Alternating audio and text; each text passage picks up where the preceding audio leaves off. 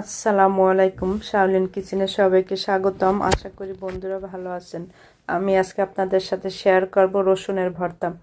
চুলা একটা fry pan দিয়ে সাথে দিয়ে দিলাম 1 টেবিল চামচ সরিষার তেল। তেলটা যখন গরম হয়ে যাবে এখানে আমি 1 বাটি রসুনের ছোলা ছড়িয়ে নিয়েছি। এখন দিয়ে দিলাম 2টো কাঁচামরিচ। কাঁচামরিচ দিয়ে ঢাকনা দিয়ে ঢেকে রসুনটাকে আমি লো আঁচে এখন সেদ্ধ করে নেব। মাঝখানে ঢাকনা খুলে কয়েকবার আমি নেড়ে নিয়েছি। এখন এর সাথে আরও দিয়ে দিলাম 1 মুঠ পেঁয়াজ কুচি। 1 মুঠ পেঁয়াজ কুচি দিয়েও ঢাকনা দিয়ে ঢেকে দিলাম। মাঝখানে ঢাকনা খুলে আমি কয়েকবার নেড়ে নিয়েছি।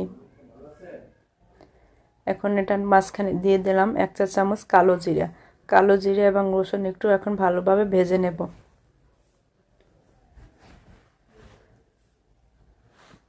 রসুনটা অলরেডি সেদ্ধ হয়ে গেছে এবং ভাজাও হয়ে গেছে।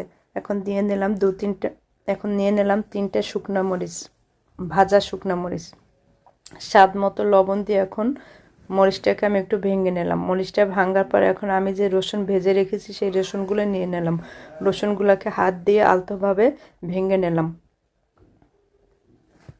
রসুনগুলো সব ভাঙার পর এর সাথে দিয়ে দিলাম স্বাদ মতো সরিষার তেল।